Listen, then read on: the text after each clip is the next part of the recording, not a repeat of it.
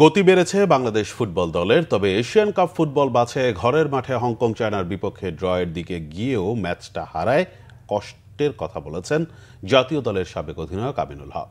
14 October away ম্যাচে হংকংয়ের বিপক্ষে ভালো ফলের প্রত্যাশা তার।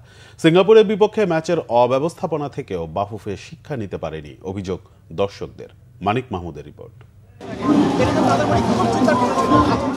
যে দর্শকরা একসময় ফুটবল থেকে মুখ ফিরিয়ে নিয়েছিলেন, এখন সেই দর্শকদেরই ঢল নামে স্টেডিয়ামে। এশিয়ান কাপ বাছাই ফুটবলে গত জুনে সিঙ্গাপুরের বিপক্ষে বাংলাদেশের ম্যাচে উন্মাদনায় মেতেছিলেন ফুটবল প্রাণ দর্শকরা। 9 অক্টোবর হংকং চায়নার বিপক্ষেও দেখা যায় সে একই দৃশ্য।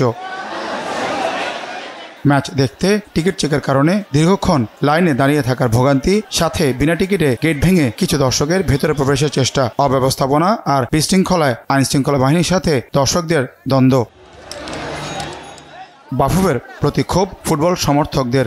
অনেস্টলি বলতে গেলে খুবই বাজে ম্যানেজমেন্ট, কারণ এখানে হচ্ছে যে লিমিটেড সিট থাকে, তাও এত রাশভাবে ঢুকছি, এখানে কোনো ভালো ম্যানেজমেন্ট নাই। যাদেরকে দায়িত্বে রাখছে এত অবহেলা, প্রত্যেকটা মানুষ ভোগান্তির মধ্যে পড়ছে। ম্যানেজমেন্টের দরকার ছিল এখানে একটা কিউআর কোড সিস্টেম করা, শুধু কিউআর কোডটা পাস করবে ঢুকে যাবে। প্রত্যাশা থাকবে এরকম মিসম্যানেজমেন্ট যাতে আর অবস্টাকল যাতে আর সহ্য করতে না হয়। হামজা, সমিত, ফাহমিদুল, জায়ানদের অন্তর্ভুক্তিতে গতি বেড়েছে বাংলাদেশ ফুটবল দলে। খেলার ফলাফলে হতাশ হলেও হামজাদের নৈপুণ্যে খুশি দর্শকরা।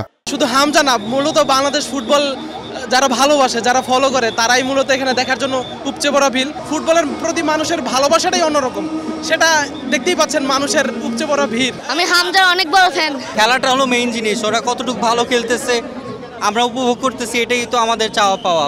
মাঠের লড়াইয়ে হামজার দুর্দান্ত গোলে এগিয়ে গিয়েও ডিফেন্স আর গোলরক্ষকের ভুলে পিছিয়ে পড়ে বাংলাদেশ। তারপরও দারুণভাবে ঘুরে দাঁড়ায়। 3-3 সমতায় তৈরি হয় 1 পয়েন্ট অর্জনের আশা, কিন্তু দুর্ভাগ্য, শেষ মুহূর্তের গোলে হেরে যায় স্বাগতিকরা। জয়ের সম্ভাবনায় ম্যাচ হেরে গেলে খেলোয়াড়দেরও কষ্ট হয়, বলেন জাতীয় দলের সাবেক অধিনায়ক আমিনুল হক। হেরে গেলে আসলে কেউ এটা মানতে পারে না। সো আমরা সবাই জয়ের জন্য খেলি। স্নায়ুর চাপ যে বেশি থাকে এই ম্যাচগুলোতে, এটা অ্যাবজর্ভ করাটা খুব ইম্পর্টেন্ট। তো এই ক্ষেত্রে আমার কাছে মনে হয়েছে যে আমাদের গোলকিপার কিছুটা হলেও নার্ভাস ফিল করেছে, এবং সেখানে যদি গোলকিপার যদি ভালো সময় যদি সঠিক সিদ্ধান্তটা নিতে পারতো, তাহলে হয়তো আমাদের রেজাল্টটা ডিফারেন্ট হতো। হংকং চায়নার বিপক্ষে অ্যাওয়ে ম্যাচে জামাল হামজারা চাপমুক্ত থাকতে পারবে আশা করছেন আমিনুল।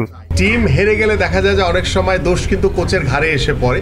সো আমরা সেই গতানুগতিক কথার ভিতরেই রয়েছি। আমার কাছে মনে হয় যে অ্যাওয়েতে বাংলাদেশ দল ভালো করার সুযোগ অনেক বেশি। সেখানে অ্যাওয়ে ম্যাচে কিন্তু বাংলাদেশের কোনো দর্শক থাকবে না। সো আমার মনে হয় যে প্লেয়াররা ওইখানে আরো ভালো কিছু করার সুযোগ রয়েছে। অ্যাওয়ে ম্যাচটি হবে আগামী 14 অক্টোবর। মানিক মাহমুদ, বাংলা ভিশন, ঢাকা।